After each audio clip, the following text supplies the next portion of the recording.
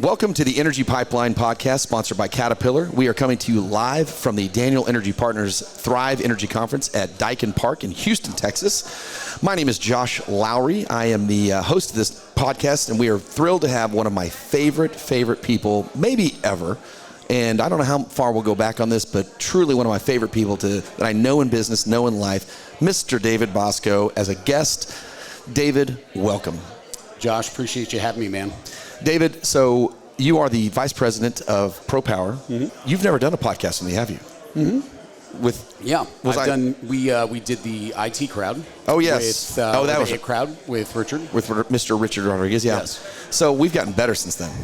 Oh. And I haven't exactly gotten more humble since then. So I'm just assuming that we're just going to dominate this podcast. I'm down with that.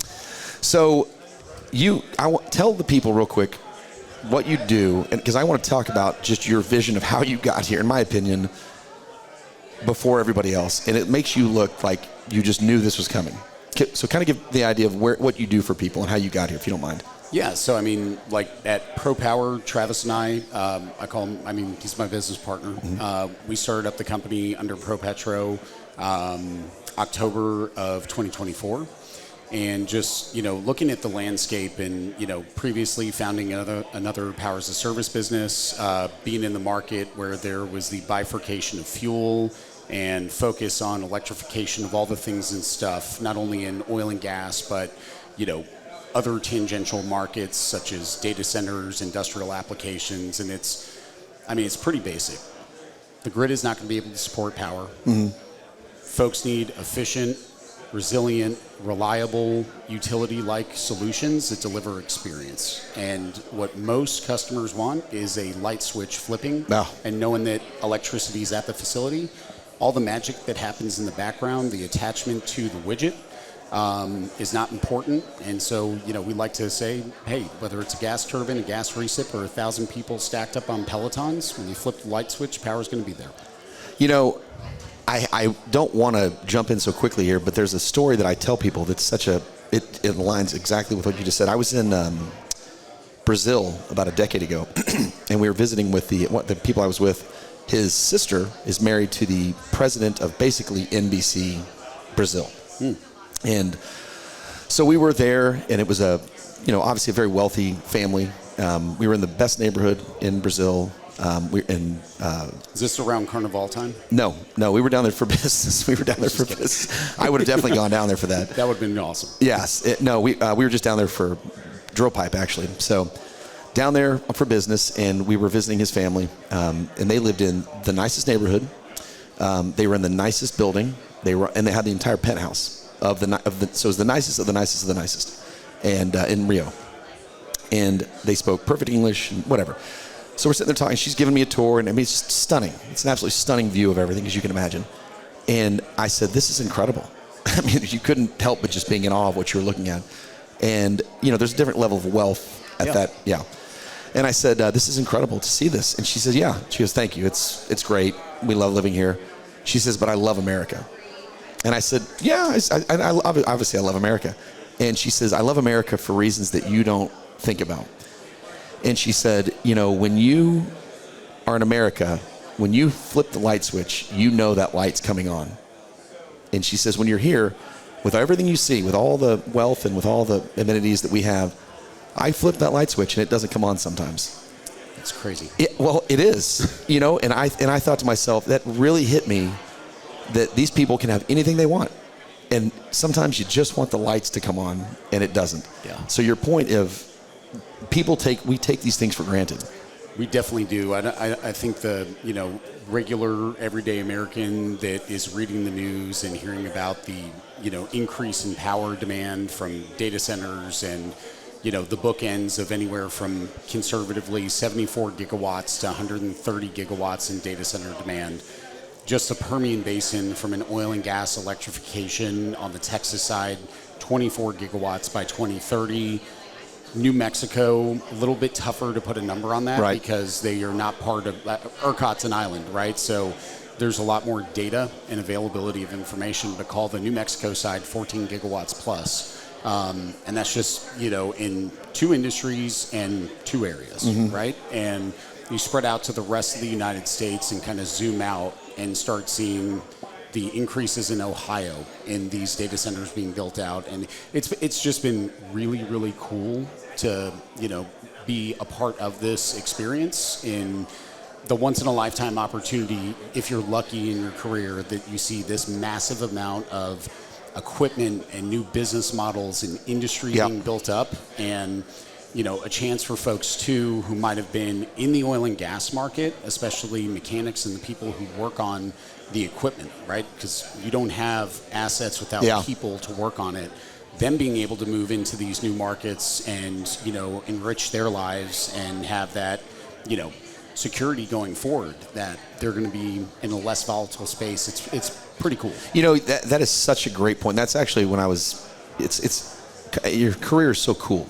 That's kind of when I wasn't just talking at the beginning. You didn't just start doing this 18 months ago, or October of 24, right? No. You are a true example of doing things from the ground up. and saying, this works here, and I'm really good at this, but maybe I'm better at this, and all of a sudden, an opportunity opens up. And I want the audience to know, like, they didn't just give you a vice president of a startup job. Like, this was earned from the ground up, literally. Yeah, I mean, like, look, you got to execute. Bottom line. I started out my career.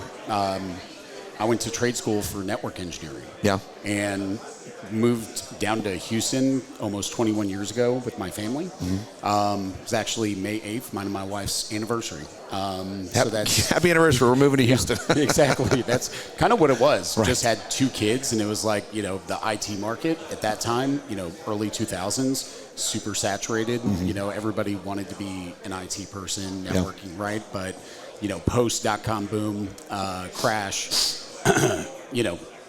went to a company to go ahead and manage their network and get a bunch of things kind of taken care of. And after 6 months-ish, went to the boss and I was like, hey man, I'm bored and I think you're going to fire me, and I got a family and we just moved down to Houston. So you talked to me about this 4 or 5 year program to, learn the business on the oil and gas side, understand equipment, and, was going through this rotational, every single function in the company, getting to holistically learn the business, from working in the field, rebuilding equipment, parts department, doing some engineering and reverse engineering on drawings, understanding, how to manage and what a P&L is, what inventory and negotiation for that kind of like side of it, and then understanding the applications too, because if you're a commercial person, it's not just buying dinner. Yeah. It's not taking folks out. It's not donuts. No, you have to deliver value,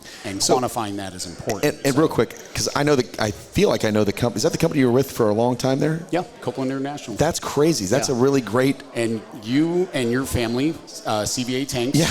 We were selling you guys transmissions that were going on frac pumps and that is crazy. Acidizing equipment during the 2008. Yep. Boom. Yes. Absolutely.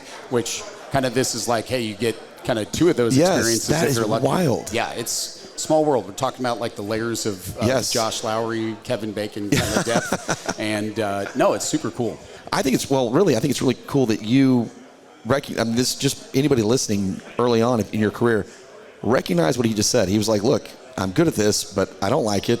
Maybe there's something else. And he was proactive in his career to say, put me somewhere else. Yep. Please. Through our lives, we've got these building blocks and stepping stones that are, compounding to make us who we are going to eventually be and growing as a person. And I like to talk to my team about being, comfortable being uncomfortable. Yep, and, I agree. That's where you really grow and see what you're made of. So ended up going and working for a major engine OEM, launching and, participating in development of a lot of new technologies to go ahead and, differentiate them in the market. And actually at OTC 2021, met Travis. Him and I have only known each other going on 5 years. Well, 5 years. I mean, listen, 5 years. This is the new Oilfield of 5 years. Anybody, the 2020 thing reset everything. It definitely did. It really did. It propelled us 10 years into the future very quickly. It feels like it was 10 years ago. Yeah, it's crazy. Yeah. So, but met him, and we clicked. Worked for a Pacture integrator that we were at the time. Under them, started up a power as a service company. Electrification is important. Efficiency is important. emissions, reliability, and there had to be this, kind of diversion from the normal owning equipment as an end customer. Okay. And, that's a lot of responsibility from a power side. If you are an oil and gas operator or data centers, say, I'm going to own my destiny. Like, okay, if you fail, it's on you at that point. And does that actually drive value inside of your organization, or do you just create a choke point? Because if you didn't build out the team properly, now your whole operations are predicated on you being successful. Let me ask you something real quick. You talk about the electrification. Was that under the guise at the time of energy transition, or was it a true market opportunity? I think it was a true market opportunity. Okay. Everybody might have thought like, hey, ESG obviously was important, and I think still we got to live within the bounds of the laws. Well, I mean, everybody wants to do things the right way. And you have to win right. Right, exactly. Right? And I think that was more of what that ended up becoming in the day and age that we're living in today, where emissions they should be important. They should be something that we discuss because, we want to have clean air. And there's better ways to do it. That's right. And usually when you do it, when you have emissions-friendly equipment, it also drives efficiency as well. Right. I mean, it's kind of a flywheel of excellence. Mm-hmm. If you try to find the right way to do things, you pick up other excellent tools and ideas and people along the way. Yep. Yeah. Yep. Well, we're going to talk about partnerships here in a minute because we were talking off air. It's very important. It is. They give me lots of notes, and they're like, Josh, ask these questions. I'm like, I can barely read. Like, give me pictures. What am I supposed to do with these notes? Really, you've moved up so high now that you used to host our Energy Espresso podcast on the network. And I did. You're incredible. Like, it was awesome having you. And so, I don't really have to ask any questions. What I really want to ask you is, I always tell people, like, there's the widget. But your widget is, you guys are really moving the needle right now. Yes. What do people really need to know about the widget? It's not the 8.2 gigawatts, right? Yeah. It is like, what are you really doing with this widget that matters? Yeah, I think what we're doing with the widget, and specifically with Caterpillar, right? By the way, Cat loves you. I appreciate that. I love me some Cat. I'm not allowed to say Cat. Excuse me. They got mad at me when I said Caterpillar. I called him Big Cat, and they go, "Sir, it's not Big Cat. Just call us Caterpillar." I'm like, "Okay, Caterpillar." And by the way, they're great. But Caterpillar loves you. Incredible. Yeah. And look, the partnership, and especially with the platform of moving, over to ProPetro and kicking this business off, there was an existing long-term relationship there. Okay. And know a bunch of the folks over at CAT, and just at the engine OEM that I was at before had healthy competition, and they were always the one that you want to talk about. They're going to own a market. They're going to execute Caterpillar. Well, they're a anywhere, 100-year-old company. Yeah. Yes, service anywhere, anyhow, and that's where a lot of people kind of go into where I said, the folks working on the equipment. I've said it before. I think about this upside down pyramid where leadership is at the top, and the perceived least important person at the company, they're actually at the top of the business. Leadership should be supporting and making sure that the culture persists and drives the best experience for the folks that are actually making it happen in the field. And so, I love the Caterpillar network from the dealers that are our partners as well. And there's this very holistic way to approach business. I think some people can be arrogant, and that's good for them that they know better than the OEM.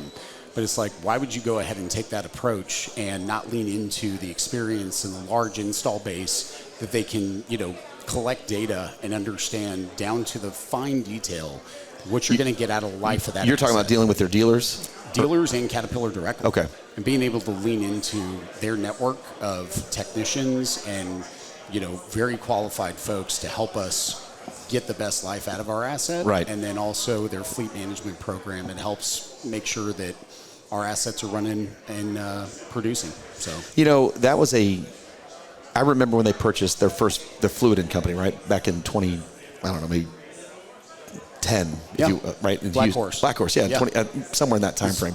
Right down there over on 290. Fern, 290 area. That was another business we started, actually, believe it or not. And there was a hot run there for a minute in Fluid Ends or whatever. Big time. But I remember when Caterpillar bought that, I thought, what's this?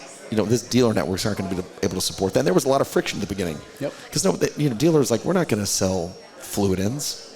And then they made the other purchases, and they've kind of the SPMs, and they've kind of built this thing together. And like, you're talking about a 15-year investment to build this ecosystem that they look pretty smart right now. Oh, dude, like this is why it's pretty impressive. You brought up the mining side of the business. That's why Caterpillar owns the mining market. Yeah. They go and study a market, understand from end to end every part of the value chain that they are going to participate in, and the value they're going to deliver to the customers at that point. And that's honestly what an OEM should really do, is go and listen to the voice of the customer, right, so that they can deliver what's needed to execute and improve that business. And that's something that I love doing with these guys, right, is, you know, going up to 40,000 feet and taking out construction paper and crayons and going, crazy ideas, folks. Like, here's what we want to do. Right.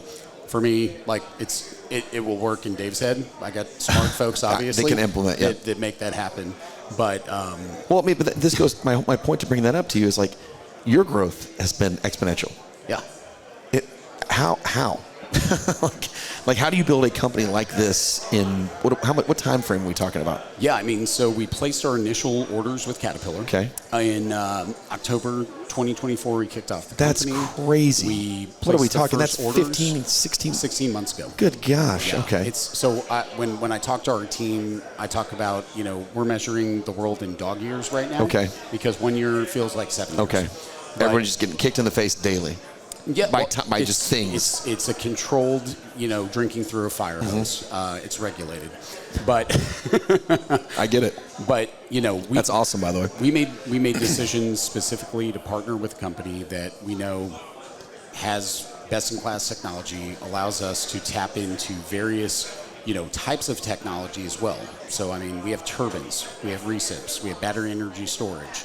Under the recips, we have multiple versions of recip engines that all have their, you know, positive, attributes to go ahead and fit into specific applications where you've got higher quality gas that drives higher efficiency. And it's important to, you know, when you have a partnership with a company, to truly understand, like, hey, what are the boundary conditions so that we can ensure this is successful? But then in the process, how can we kind of homogenize some of this technology together to make more of a hybrid solution approach? And that's something I want to talk about that you brought up, Josh, with, you know, kind of taking technology from the mining market, bringing it into another tangential market, with our data center contract that we announced. I mean, that's in my notes. We're taking technology, and think about it this way. The battery energy storage system that we've integrated into our fleet originally started in the drilling market. What does a drilling market load profile look like? You are ripsaw, tripping pipe, going from 500 kilowatts, peaking up to 3.2, sometimes 3.8 megawatts. And it's this transient, you know, responses that are constantly going up and down. Think about AI loads. What's happening with AI loads? Going from 30 to 40% load swing up and down. You need this buffer so that you don't impact. I'm going to geek out a little bit. No, I'm interested in this. You don't impact the voltage and frequency, which ends up tripping off a lot of this equipment, making it go offline and potentially causing damages. So, you know, working with the Caterpillar team from a technical standpoint and having, you know, our engineering team get absolutely embedded and then going, okay, here's a plan. Then we take the technology, bring it over to the field lab, because we developed a lab that is at 307 at our ProPower facility. Okay. That, think about it like this. It is a live 24/7 operational skunkworks, for lack of a better term. I love it. That we are able to test different load profiles, integrating various pieces of equipment together to get the, you know, greatest optimization, while also being able to, in parallel, train our team and make sure that when guys go from being a green hat to being a red hat and they go on location, they are trained, and that those Liam Neeson skills I talk about have been built up. And I think that's what is different about us. And so when we talk to a customer partner, and we like to use the word partner because you have to have partnerships with people, we get to go in, analyze their load When you say go profiles. in, you're talking about the data center people. Oh, well, data center or oil and gas application. Okay. Generally, it's the same, right? We have the same approach with both. It's consultative engineered solutions is what we're bringing to the market in the form of an experience. And so being able to go into a customer with high confidence, take their load profile data, understand what their needs are, what's keeping them up at night, what have other providers done that honestly has given them heartache, and learning from the mistakes of others so we can set the right expectations and align ourselves with their availability and reliability. So we got to get up every morning and earn our paycheck. And the measure of us getting that paycheck is when they flip the light switch, electricity is there. But they don't have to manage us. We'll be the humble black box that sits in the corner, does exactly what we're supposed to, and we pick the right technology to deliver that experience. You mentioned this contract. Do you want to announce who it is, or how does it work? Oh, no way. Okay, no. Yeah, I've been learning this whole public company thing. We can't Keep your mouth shut. Yeah, but it's big data center type stuff, and we've announced it's a hyperscaler. Isn't that awesome? Oh, it's sick. Like this, so we're at the Thrive Energy Conference. We are. It is not the Thrive Oil and Gas Conference. This is the energy market. Well, it is. And like yesterday, I haven't been downstairs today, but did you hear the speeches and the talks yesterday? I attended a couple of them in between getting inundated with, just catching up with people, right? Well, because that's one of the cool things about this event is it's the culmination of so much horsepower Correct. from an industry standpoint. Personnel, et cetera, yeah. Business happens, but also the relationship and partnerships and opportunities to catch up with folks because you're just running 100 miles an hour and don't get the opportunities to just go like, how's life? How are the kids? That's How's a great right? point. But I mean, I which is cool and I appreciate that. But what I'm really my point is that if you did go listen to these,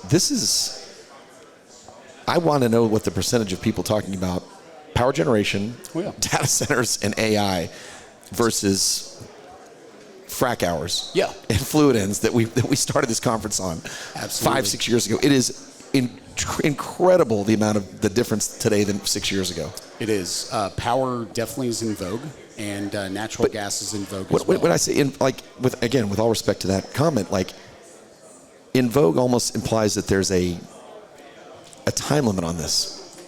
Doesn't this just seem like the necessity of what you're going to be doing is going to be not endless, but it's going to be here for a long time? It is, but the industry has to mature. And much like oil and gas, when you go 2008 to 2017, right? Almost a decade, that almost decade, we went from oil and gas being, we're spending money like crazy, we don't care about equipment life, somebody be willing to fail in technology, to finish pumping a stage. And I think you're in any new industry, and power is going to go through these moments. You're going to have folks that don't care about maintaining the equipment. They're trying to just get through, this bump to go ahead and generate revenue. But what we want to do is raise the bar in the industry so that it's a little bit tougher for our competitors to grab at it. Get that? Right? And I think that's where we need to see the market. It's going to happen pretty quickly, is my opinion, because of the criticality of this power. Okay. The maturing of the market is going to have to happen just like it's happened in oil and gas and every other market when it's a service market. Okay. Because we have not built the combined cycle power plants like we're building today. I mean, it's phenomenal the amount of turbines that are going into the market, large and small recip engines, and there's definitely some folks that I would say there's some opportunistic, assets being bought and people going, hey, look, we can kind of figure this out. All right. Well, there's a lot that goes into delivering that experience, not only in oil and gas application, data center application is another level.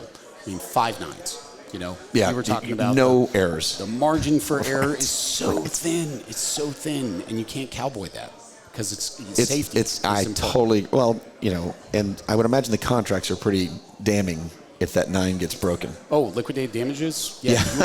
You get crushed. You shut down someone's TikTok, you're in trouble. Yeah, I mean, I make the joke. Like, somebody's live streaming grandma's 85th birthday, and you take down, a Facebook live stream, you are going to absolutely get it in the market. Yes. And so the need to focus on how do you engineer and design this and set up your operations team for success so that they can, for lack of a better term, be handed the keys and go and run the equipment and ensure that everything is going to be managed properly in the background from an engineering standpoint. Let me ask you a question. You're now calling on basically a new type of customer versus what you've done for 20 years. Yep. Oil, E&P guys versus hyperscaler. Yep.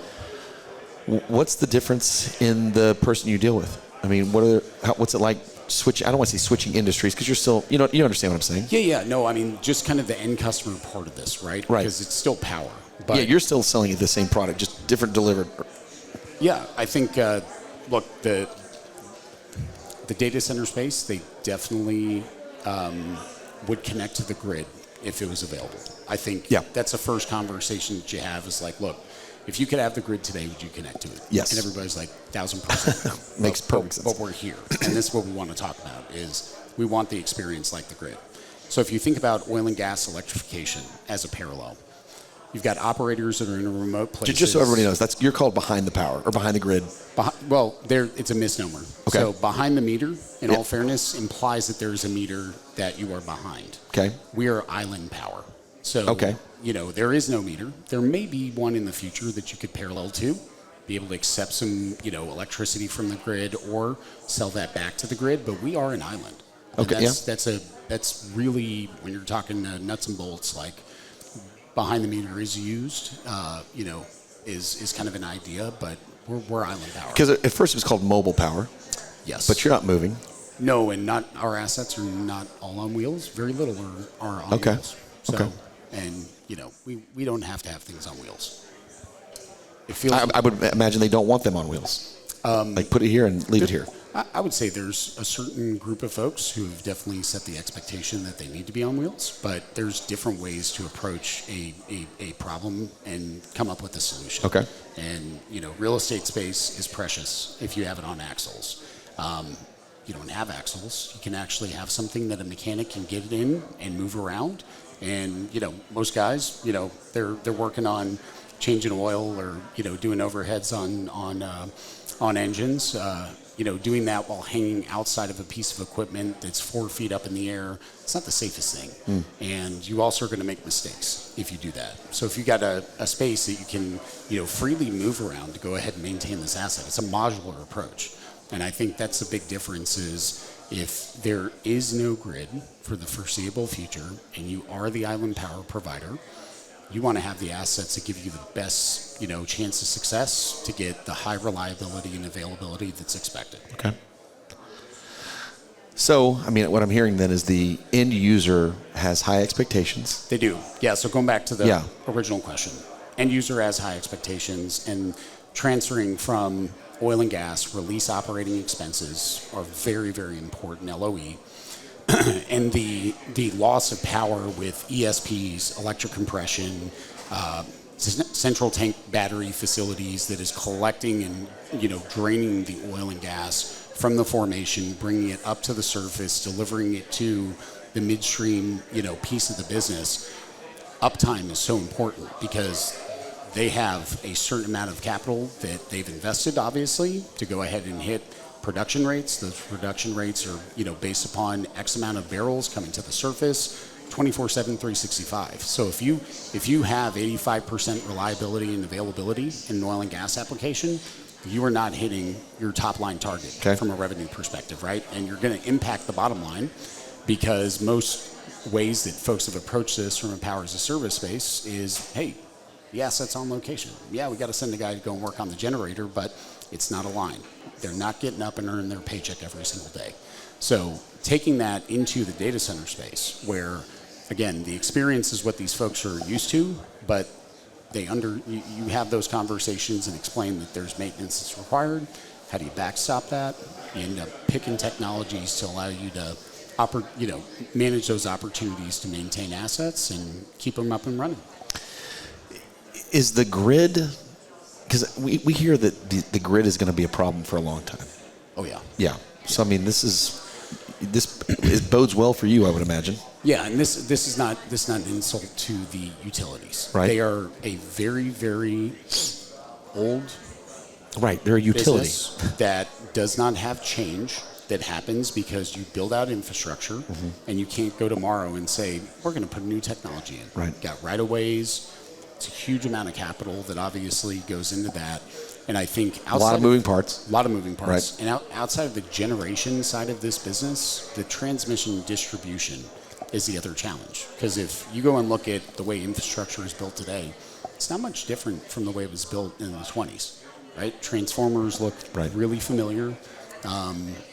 Thomas Edison came back and he's like, hey, you guys have all these cool phones that you carry around and you can live stream, but like, why are you still doing why does that look just like the way designed? Right. Yeah, like there's got to be some type of change. And so when our theme in rethinking the grid, that's really the genesis of what we are trying to bring. Again, experience. I'll use experience because that's what it should be for a partner. Is it should be an experience, and we think there's a lot of there. It's great to see how many people have gotten into this market and different ways of approaching it. Our way is not for everybody, and that's okay. But we're going to have a different. When you say your way, what do you mean your way? The ProPower way and delivering power and experience. Yeah. I mean that's really I think what we're going to try and differentiate. Well, and you mentioned the utility companies, and like ERCOT is different than Florida Power and Light, right? I mean they're not. We're also not on a central national way of doing it. Yeah, you got ERCOT, and then you got the Eastern Grid and the Western Grid. Right. And under the Eastern Grid and Western New Grid. Mexico's different than Texas. Yep. And New Mexico, Southwest Power Pool touches New Mexico, goes up to Colorado, goes up to Minnesota, right? And in Texas even, right? We've got the ERCOT market, but on the fringe, Correct. You've got parts of the Eastern Grid, parts of the Western Grid. You've got co-ops that are throughout here as well. So I mean, perfect world, everything would be connected. We would have the best infrastructure that exists, but we haven't had the luxury as a country to go ahead and upgrade it because we're constantly, creating new opportunities that require electrification. And outside of data centers and oil and gas, what's happening in the manufacturing space, Josh? Automation. Yeah, okay. And automation requires a ton of electricity because you've got robots and processes that are doing what humans used to do with putting things and stuff together.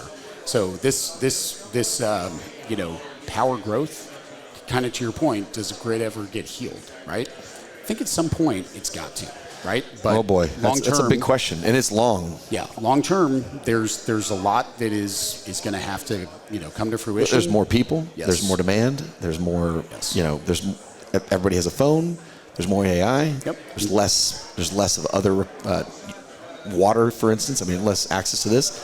People are getting stingy is not the right word. Just more protective of the things that are necessary to keep all these things and build all things. And it's going to be more. What I'm hearing is that island power might be a large part of how companies generate or people generate power going forward. Yeah.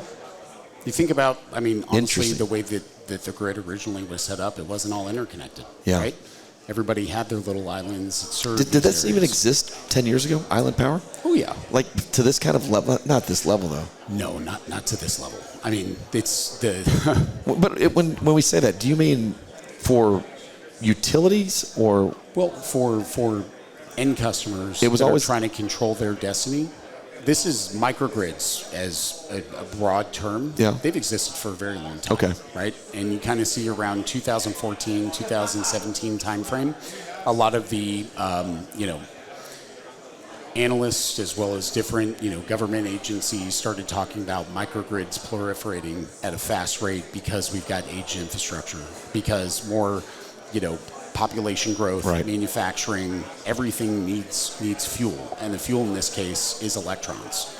And so because of that, there was early on a lot of thought leadership around microgrids kind of, being developed. And they started out obviously really, really small, right? But you go into some oil and gas applications. Travis was talking with a partner of ours yesterday, and they shared 50 megawatts for a microgrid. It's pretty big in oil and gas application.